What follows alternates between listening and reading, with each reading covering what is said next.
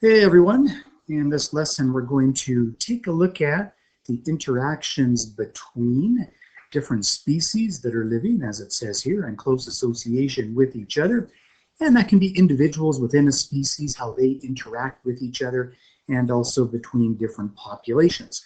Many examples in marine environments like the one that we see in the background here, different fishes, corals, all kind of interacting with each other in different ways. And that's what this lesson is going to be about, is those kinds of interactions. So the first one here, relatively straightforward, one that you've seen before in the past, predator-prey relationship. So this one here, and these are very important symbols for you to know and to understand. Positive means that we're going to have some individuals that are benefiting. That's what the positive is referring to. And negative means that they are going to be harmed by the association.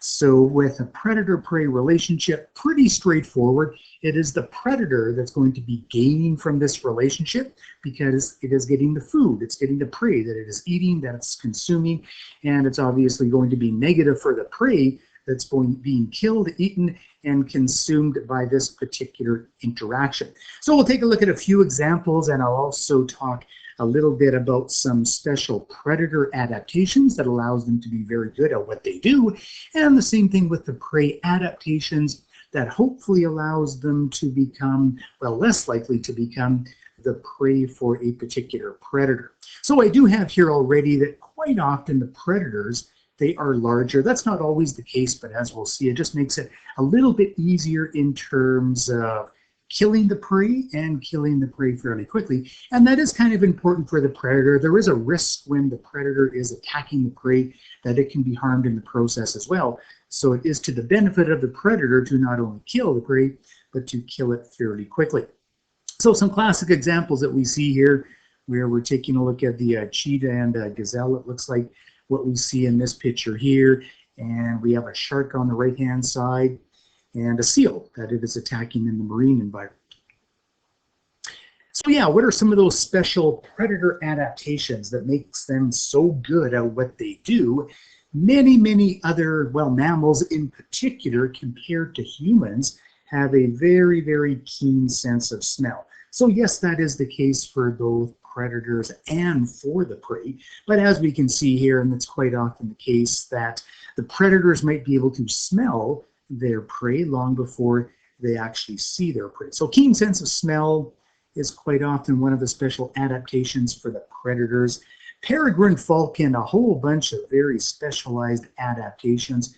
Peregrine falcon, fastest animal in the world.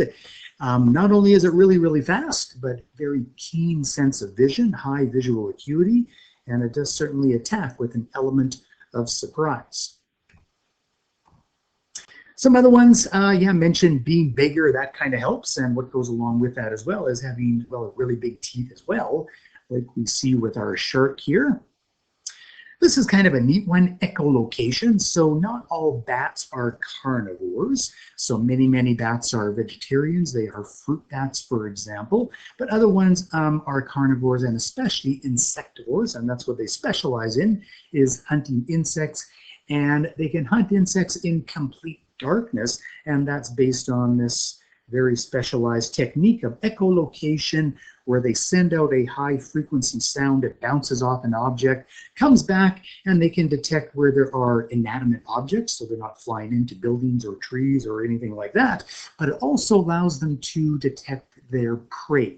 And not only that there is prey, but is the prey coming toward them, going away from them? Is it above them, below them, to the left, to the right? So all of this can be determined through this process of echolocation.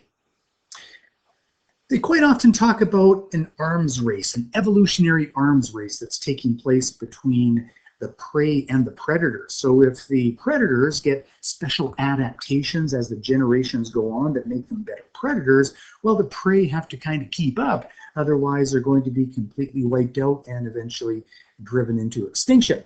So what are some of the special prey adaptations? I'm going to give you two different kinds of mimicry here. You don't need to really know the distinction between them. Here I have Mullerian mimicry, and the other one is Batesian mimicry. So in both cases, though, what we see is that one species is really trying to resemble, again, this is trying through the evolutionary process to resemble another species. So in this first example here, we see that all of the dangerous species, they kind of resemble each other in some way, and that provides protection against the predators. The other kind of mimicry here, the vaccine mimicry, in this case we have harmless species that resemble the more dangerous ones. So in this case, the more dangerous, the poisonous one to birds is the monarch butterfly. And this one here, we can notice the mimicry, the similar coloration pattern that we do see. It in itself is not poisonous, but predators will now avoid it because it is mimicking a species which is harmful to those birds if they do ingest these particular butterflies. And many, many other ones as well. There's not only visual mimicry, but there can be other kinds of mimicry. There can be smell mimicry, and there can be sound mimicry. So in this picture and this example that I talked about here, I have that tiger moths, they mimic the acoustic signals from a more noxious tiger moth to avoid predation by the echolocating bats that we just kind of talked about. So this tiger moth here is going to be mimicking the acoustic signal, which is going to then, well, tell this bat not to attack it, and that provides protection, of course, for that particular moth. So just a few other adaptations. Camouflage is a fairly straightforward one, blending in with the background, like you can see with the frog or the toad here. Body armor, various different kinds of body armor. So you could think of something like a turtle, for example, having a shell for body armor, or the porcupine that we see here. Fish swimming in schools. The story is that that allows them to, with the light reflecting off of the scales, that's going to confuse and distract the enemy and prevent them from kind of zooming in on one particular fish within the school. So another adaptation within that population. What we also see is that there's quite often a particular pattern that we do see in terms of the population numbers. So that's what this graph is taking a look at, is the population numbers tracking the population numbers of the predators and the prey. So in this particular graph, it's not for one specific predator or one specific prey. It's just in general the pattern that we do see between the species that we do find within this kind of interaction. So prey population numbers are influenced by what we call bottom-up factors, so things like food, territory that's available to them, or protected areas, and also by top-down factors like predation. So the size of the prey, the size of the population of the prey, is of course determined by, well, abiotic and biotic conditions, the food, the territory, and so on, but also the number of predators. So the typical pattern that we do see is if we do have the number of prey that go up, if we take a look at this portion of the graph, then there's a little bit of a delay, and then the number of predators will go up as well. If you have a drop in the number of prey, then there's not as much food available for the predators. So what we would then expect is that this curve would then go down shortly after that for the predators as well. So there's always this little bit of a delay in terms of the changes that are taking place in the number of predators. As the amount of prey goes up, the predators shortly after that will go up as well, and the reverse is also the case. And I do have a note at the bottom here that this is definitely a very simplified model, and it doesn't consider many other factors within the complex ecological system. And these might include what I mentioned before, the fact that it's not just one predator and one prey within an ecosystem. It's not just a single predator that's attacking a single prey, but a predator will typically have many different prey species that it will feed off of, and prey will have many different predators that will be attacking them as well. So the next one that I have here is a producer-consumer, also referred to as herbivory. So the distinction between this and the predator-prey is that we don't necessarily have the death of one of the species involved in the interaction. So notice that I also don't have here that it's positive-negative. It's definitely going to be positive for the consumer, but the effect on the producer, this one is a little bit debatable as to whether it is negative whether that has no impact at all, or in fact whether it could possibly be positive.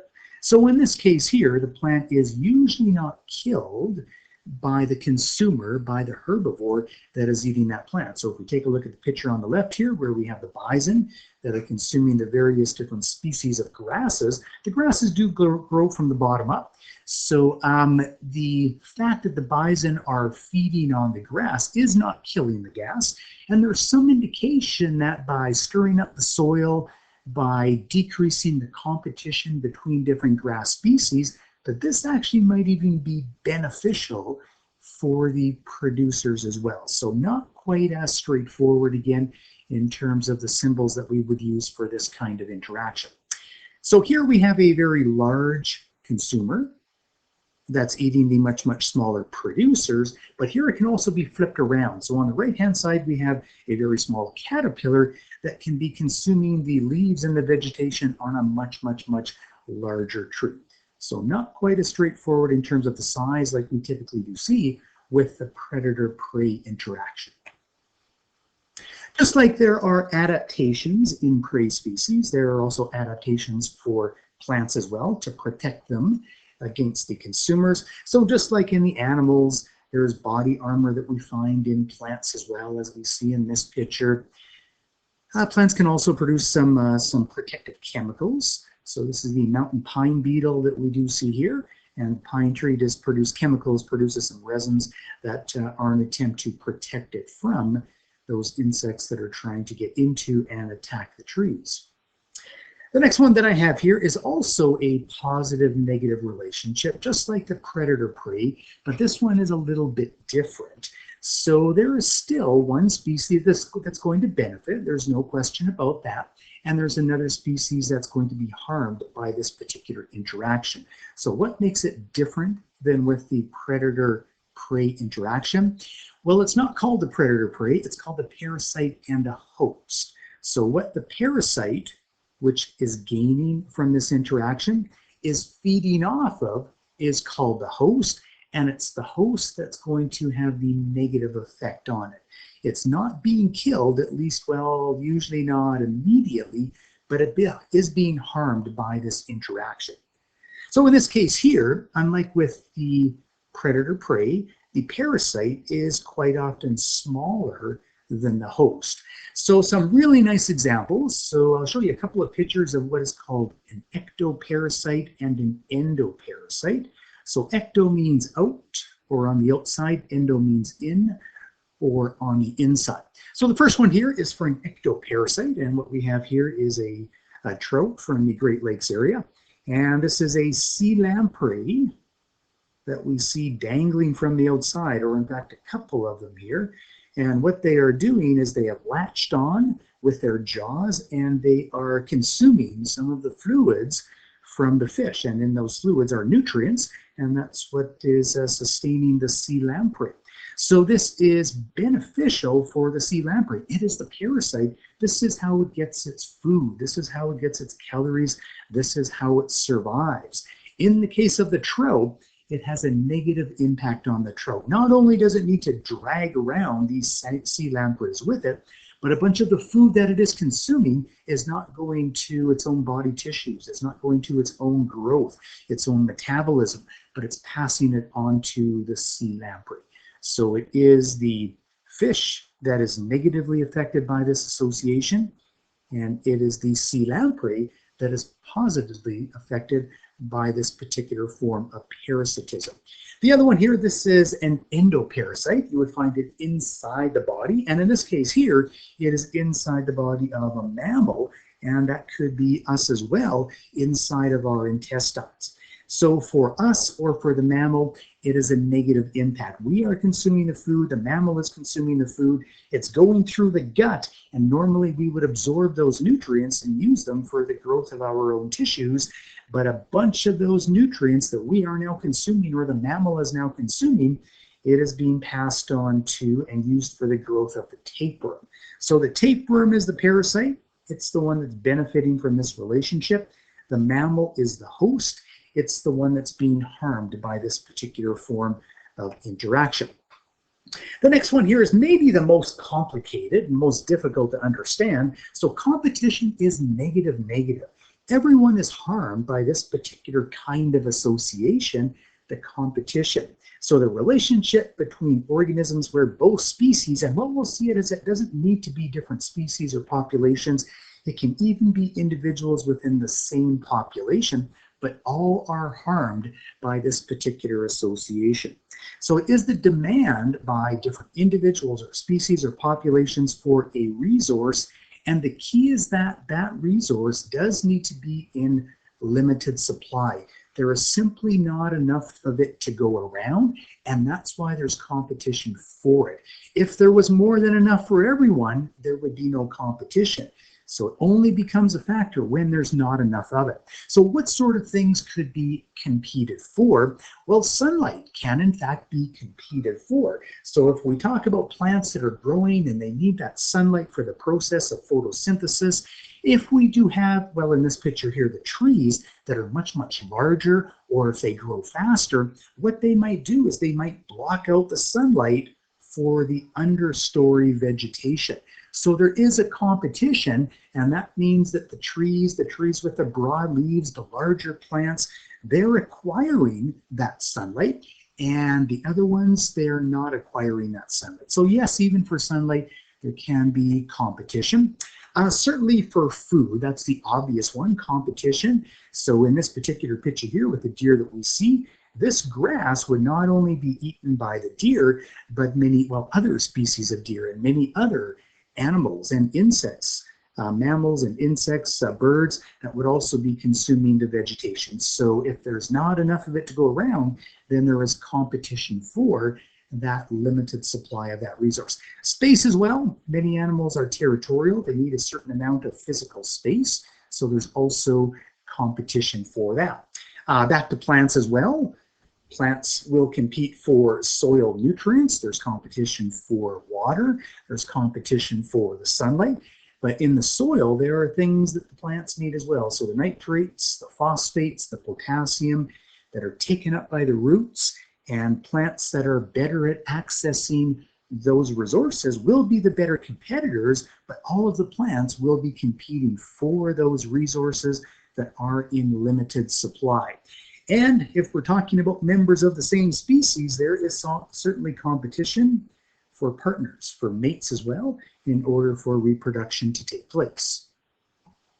Two different kinds of competition that you absolutely do need to know the distinction between.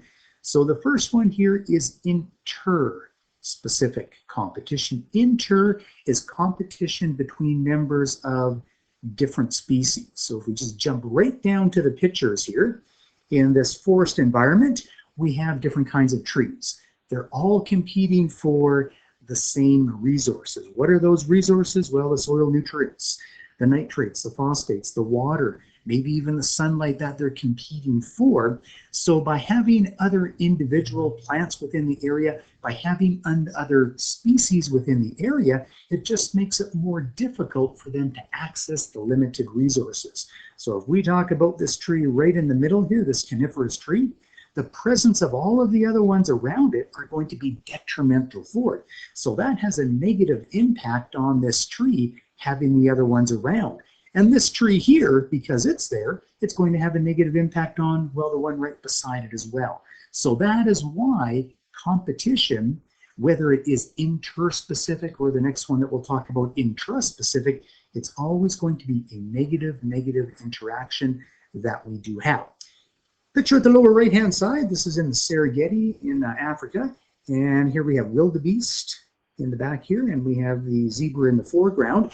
They may not eat exactly the same vegetation, but there will be some overlap between them. So we could say that these two different species, the wildebeest species, their population, the zebra population, they're competing for very similar resources anyway, and certainly they're competing for the same water and possibly the same territory, so there is competition. And again, if you think of it this way, if all of a sudden there were no zebra, that would be beneficial for the wildebeest because they have more food, they have more water, they have more space, and that means probably their reproductive rate would go up and they could increase their population numbers. The other kind of competition is the most intense form of competition. Intra-specific competition is competition between members of the same species.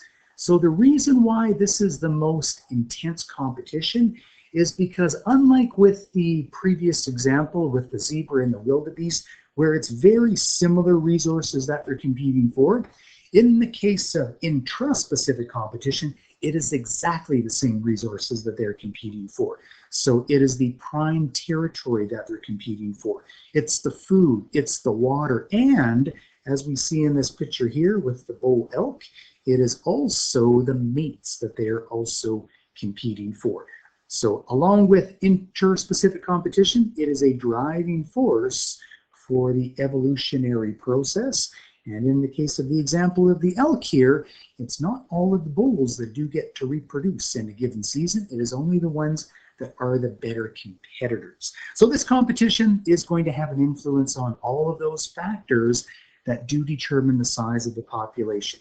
So it's going to affect the birth rate, the death rate, and the density of the population. If the population density does become too high, of course, then there's going to be a limited number of resources. It's also a bit of a problem if the population density is too low, because it, well, may be kind of difficult to go ahead and find a mate if the population density is too low. Just a little bit more on competition, so something that is referred to as the competitive exclusion principle, Gauss's competitive exclusion principle. What it says is that two populations cannot occupy the same niche indefinitely. And what that really is referring to is if they have an overlapping area and they want to access exactly the same resources, what the competitive exclusion principle says is they can't both survive within that area. One will always be the better competitor, and one will be driven into extinction, the one that is not the better competitor. So this example here, we're taking a look at single-celled paramecium species. So this would even just be in a petri dish where we throw in this one species of paramecium on its own. Another petri dish, we throw in this species of paramecium on its own. Both of them flourish, both of them are doing great, their numbers increase really, really rapidly, and if you continue to provide the food available for them, they maintain their numbers within the population. What happens if we throw in both of these into the same area, and if they want to access exactly the same, well, food in this case? Well, the competitive exclusion principle says that they cannot possibly both survive. So in this example here, this one would be the better competitor, better at accessing the resources. And this is the one here, as we can see, that will be driven into extinction. Next one is mutualism. So this one is positive-positive. So this is one of these symbiotic relationships. Parasitism is considered a symbiotic relationship. Mutualism is a symbiotic relationship. And the last one that we'll see, commensalism, is also a symbiotic relationship. So positive, everyone's happy from this kind of interaction. So the relationship between organisms where both individuals, species, populations, both of them benefit from this association. And many, many, many examples. So this one here, we're taking a look at what's growing on the tree here. They can grow on rocks as well, so these are referred to as lichen. And lichen are a combination of a fungus and an algae. So this relationship, the fungus, they are really, really good at decomposing and at accessing nutrients, taking in nutrients.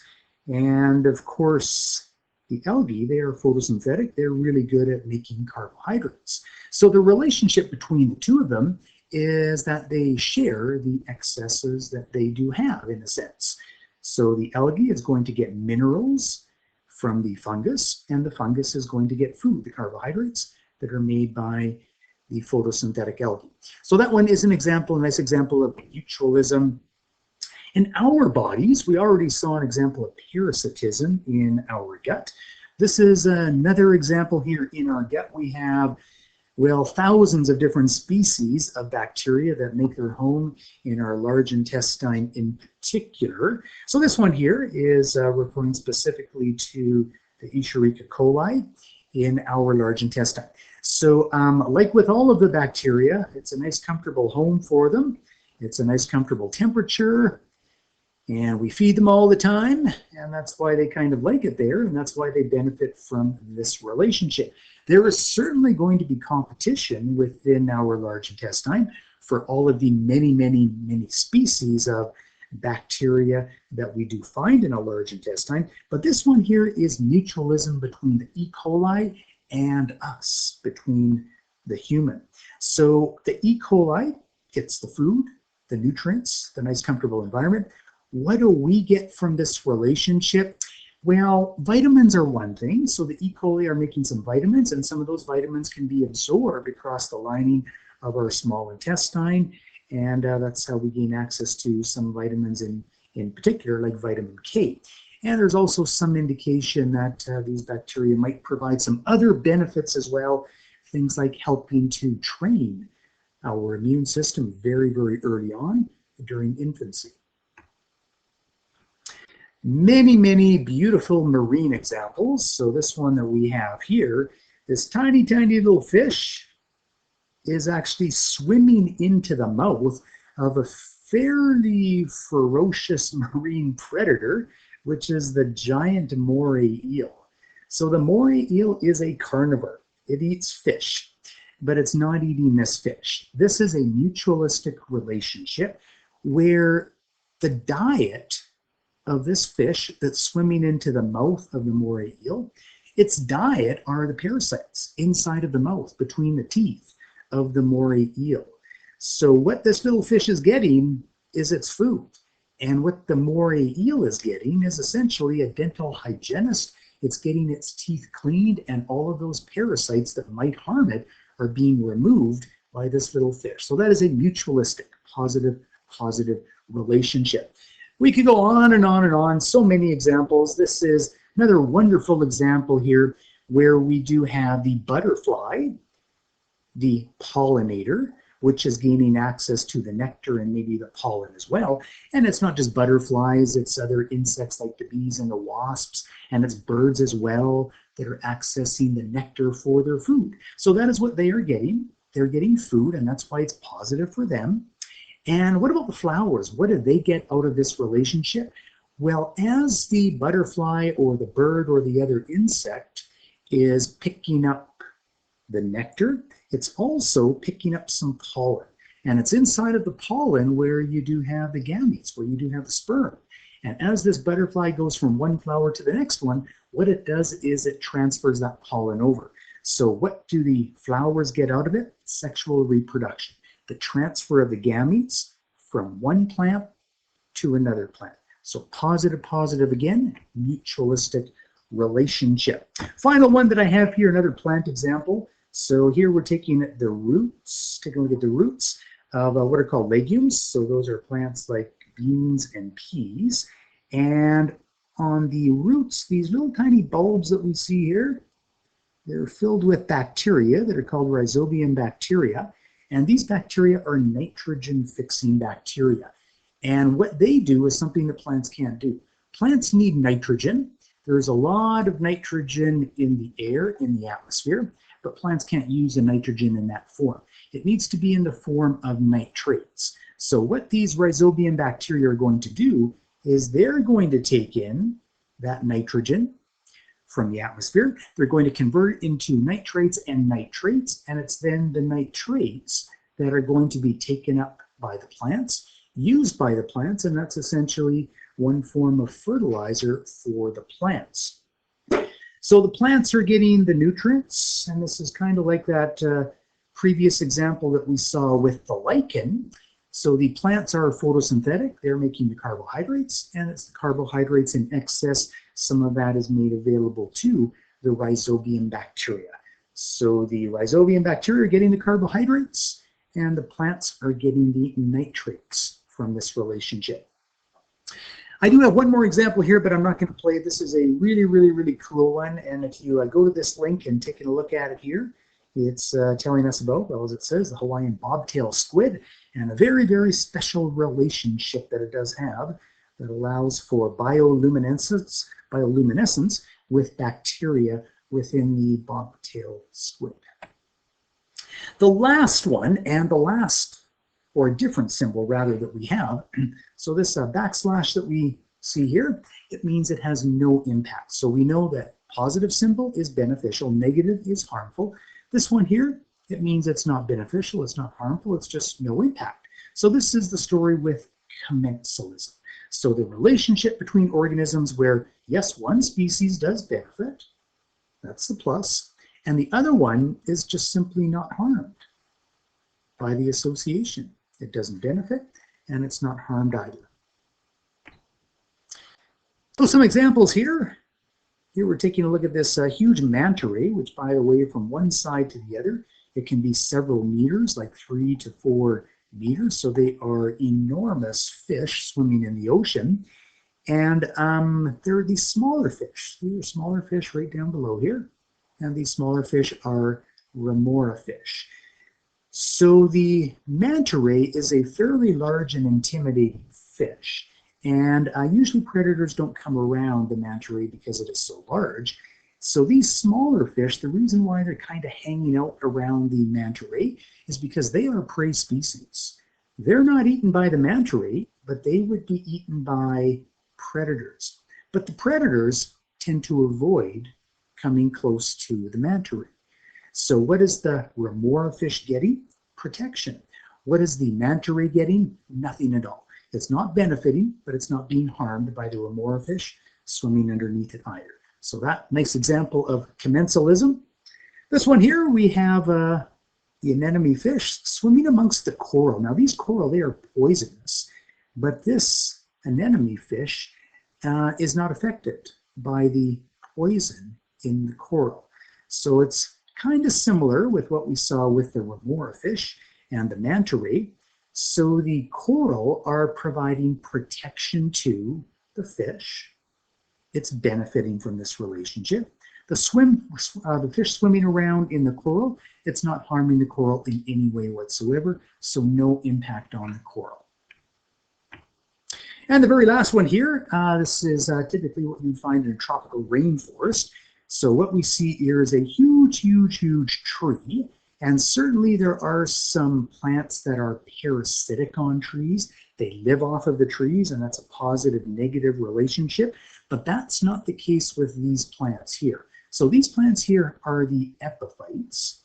If these plants were at the bottom of or on the forest floor, there wouldn't be any sunlight and they wouldn't be able to grow. They need the sunlight for the green leaves for the process of photosynthesis, and they couldn't survive on the forest floor. There's simply not enough light that's penetrating through the canopy to the forest floor. So what they do is they grow higher up on the tree. So by growing up higher on the tree, they simply gain access to the sunlight. So that's going to be beneficial for the epiphytes. What about the tree? Again, this is not a parasitic relationship. The tree is not harmed in any way whatsoever by this relationship. So that's our last example of commensalism.